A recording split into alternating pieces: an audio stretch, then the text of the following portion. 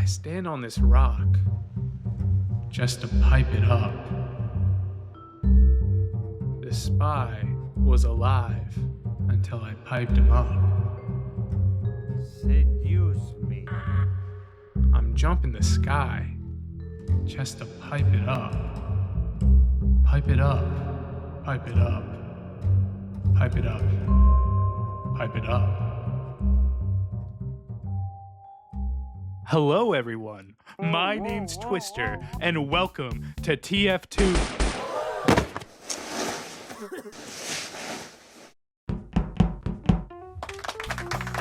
Hello, welcome to TF2Night. I love the grenade launcher, Demo Man's best secondary weapon. Oh wait, what? Sticky bomb launcher isn't Demo's primary? Huh. Well anyways, they say there's no such thing as a moral victory. Either you win or lose. Try and tell me that after I die to a scout that I hit with one pipe. Yeah, he was 25 health away from dying, by the way. Tonight, we're going to be looking at one of the most satisfying groups of weapons to use in TF2. We're talking about grenade launchers on TF2Night. But before we get into that, it's time for some fan mail. Okay, this one is from Kunai Lover 2010. Let's take a look. Am I Japanese? Baga. Gambari gambari senpai. Gambari. Gambari gambari senpai. Who sent that to me?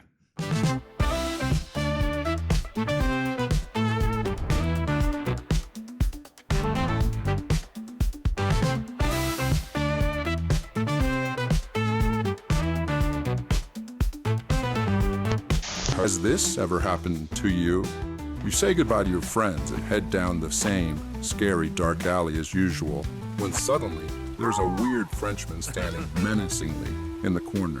He looks up at you devilishly and says, "Et gamin, tu as déjà essayé un de ceux-là?" To your horror, he pulls out the scorch shot. You're terrified, I'm sure. But remember, stay calm and just say no. Using the scorch shot is never worth selling your soul. Just say no. This ad is sponsored by Vision for a Better TF2 Tomorrow Foundation. A Better TF2 Tomorrow starts today. As all stories go, it's best to start from the beginning.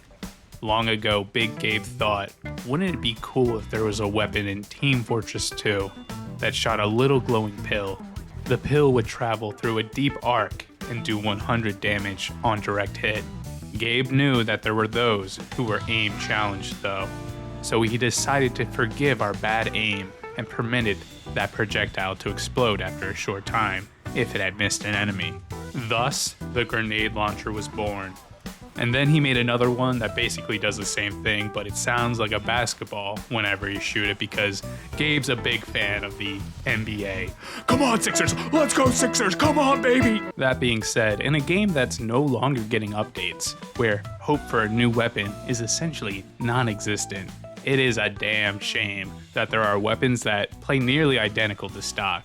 I mean, I'm not saying that the Iron Bomber is a bad weapon or anything. I just wish it was more unique. The difference between the Iron Bomber and stock is that the Iron Bomber's rollers don't roll around as much, I guess. Where they land, they essentially stay. These rollers have a shorter fuse, so they're gonna blow up faster, and they also have a smaller blast radius. That's really the difference between them, where stock grenade launcher has more range thanks to its rollers being able to cover more ground. The Iron Bomber is more controlled, meaning you can almost place the pipes like sticky traps. But who gives a damn about rollers? You think I wanted to hop on here and talk about how cool rollers are? Boring! We all know why we're here. As a wise Redditor once said, sometimes I can hit a pipe and my brain gets a happy ping. Hell yeah, brother. Hell yeah. What is it about seeing that -100 pop up? Why does hearing that loud hit sound scream in my ear just fire all 5 of my neurons? That's not really a question because I know the answer. It's all about prediction and intuition. Where other weapons are playing checkers, the grenade launcher's playing chess. To land pipes, you need to predict where your enemy is going to go. That also requires you to know how the other class works. how they think, how fast they are, where they like to be and where they don't like to be. If you are truly committed to the launcher, you will find yourself staring into the face of death. A scout rushing you down, a pyro holding down M1, a stinky launching demon. The only question left is, can you hit your shots? Splash damage ain't got nothing on that little red 100 that pops up when you land a fat pill on someone. This is the glory of the grenade launcher, having the ability to kill anything in the game, but only if you dedicate yourself to the art of the pipe. Bow down before the grenade launcher's beauty. We are its humble servants. Come on down to Big Bob Flaccid's barbershop. Don't listen to what the haters on the internet have to say. They don't know me. They don't know about my love for hair. On the internet, they say only people going to my shop are people who never want to have sex again. They say I must cut my customers' hair blindfolded. Well, they're lying. I love looking at the great work I do, and you will too. So if you see a bad review about my barbershop, tell them I look handsome, and I do have sex. I have sex a lot, actually, so come on down. Now, I'm not gonna tell you that the lock and load is the worst weapon in the game. Come on, guys. I wouldn't do that. It's me. Remember the lock and lumberjack? No, it's not even a bad weapon. I can't help but wonder, though, is it a fun weapon to use? Yeah, all right. Listen, fast pipes mean they go further and they're easier to land. Since there's no damage fall off, you could, in theory, be dealing 100 damage to someone across the damn map. This weapon has been going through somewhat of a renaissance of late. Recently, I've witnessed demo men launching Hail Mary pipes across the map, just for them to not hit anything, and the person they're targeting not to realize that they're being targeted. The lock-in lads are in full effect, and it makes sense as well, since who needs rollers when the sticky bomb launcher can do essentially the same thing, but better? Yeah, I know, hot take, the sticky bomb launcher is better than rollers. This segment is tough to talk about because I understand exactly why someone would use the lock and load. The lock and load gives the demo a long-ranged option, while the sticky bomb launcher has you completely covered from short to medium range. It's like a match made in heaven, right? And I'm not gonna lie, snagging someone running away with a high-speed pipe that no other launcher could hit makes me want to lock lips with the lock and load. No way. And don't even get me started on Engineer Nest. This thing is an absolute sentry buster. If you can get an angle on a sentry gun, you're turning that thing into scrap after 2 pipes. Level 3 wrangled sentry around the corner. Level 3 wrangled It's sentry. destroyed. The lock and load gives you so many options that just aren't possible with any of the other launchers. But I just can't escape the lingering feeling that it's kind of boring to use. When a pipe misses on any other launcher, there is at least the slightest hope that the roller could do damage. Hell, there's even a chance that it could kill somebody. If you miss with a lock and load, you hear not a single sound. You see no explosion. You are just left in the deafening silence of your bad aim. Truly a dark place to be. I think the truth is, when you equip the lock and load, even though it is in your primary, you are truly submitting yourself to the dark arts of the sticky bomb launcher. The lock and load will always take a backseat to stickies. And trust me, I know how good stickies are. So you don't have to tell me that stickies are better than every primary. I know. It's just that getting a kill with a grenade launcher will always feel better than getting a kill with sticky bombs. I guess that's my opinion, but damn it, I'm standing on it. The lock and load is for someone who's trying their best to win a game. Nothing too flashy, but highly effective. Nothing wrong with that. I just wish there was some sort of weapon that wasn't the most efficient weapon in the game. Definitely not a meta weapon. Something unapologetically bad, but still has the possibility to be an absolute force of nature. Something loud and proud that upon kill, it can be marveled at and appreciated by all. Something that doesn't take itself too seriously, but can still put in work. My God, it's beautiful. You're listening to The Harry Crouch Show. I'm telling you, Tim, Badwater isn't even a top 5 map in the game. You're one insane son of a bitch, Harry. I know. But enough about me. What's your hot take, Tim? Oh, that's easy. Manco is putting chemicals in our bunk soda to make us all pyromanes, Harry. Come again? I hate to say it, Harry, but Saxon Hale and his cabal are poisoning us. Great Man tried to warn us, but he's being silenced. Oh my god. I'm outside waiting for you, Harry. Let's talk. It's the Harry Crouch Show, every Monday through Wednesday on Harry 101.5. Mona Lisa, Leonardo da Vinci, 1506. Starry Night, Vincent van Gogh, 1889. The motherfucking loose cannon, Doozy, 2012. There are certain masterpieces that come around once in a lifetime, and how lucky are we to be alive at the same time as the loose cannon? What other weapon can make a man scream like this? Oh, okay, whoa. The answer is none.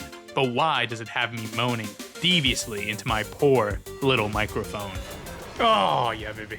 Well, that's a great question. Thank you for asking. It's because this glorious weapon that I love with all of my heart is actually bad. What a shitty weapon.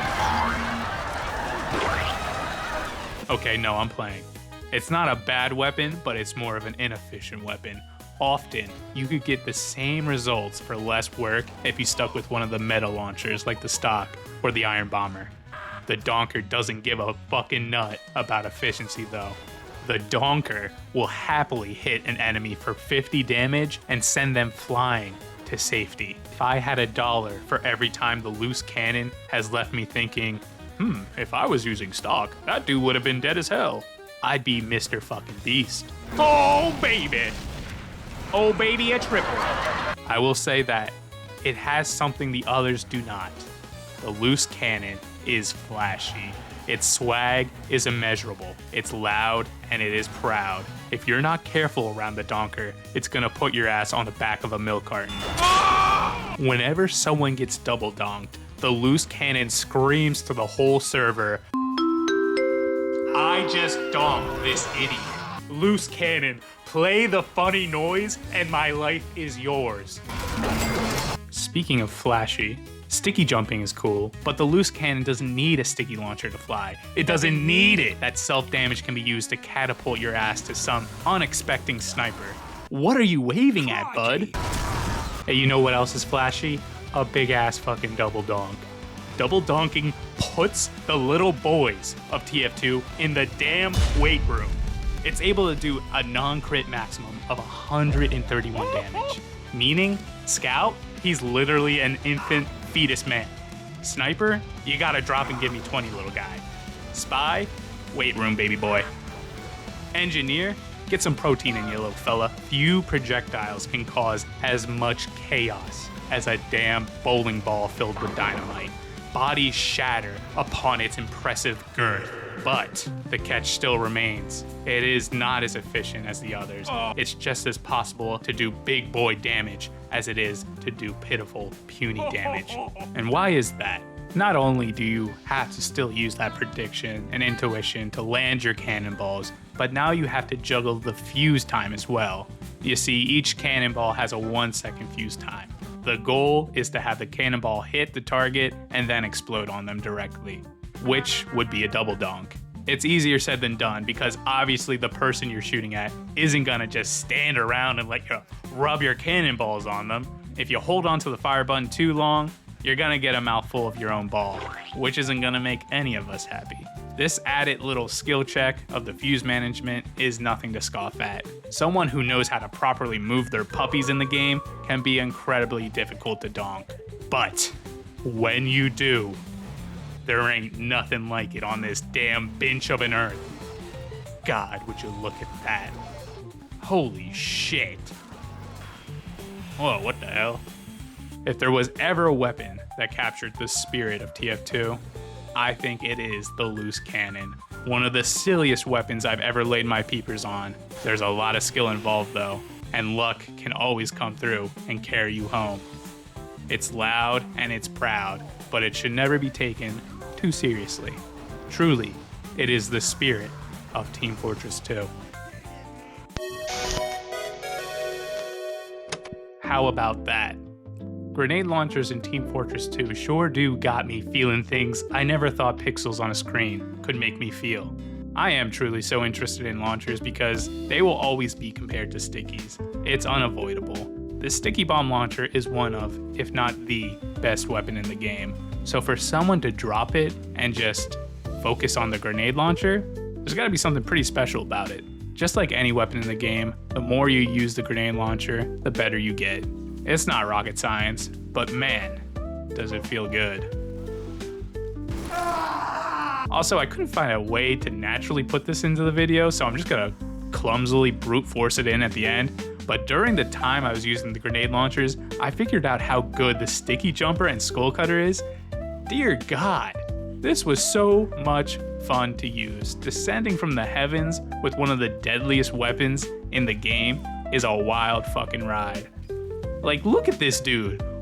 What are you supposed to do here? Hey, Okay, well anyways, use the grenade launchers, brush your teeth, and as always, good night, TF2.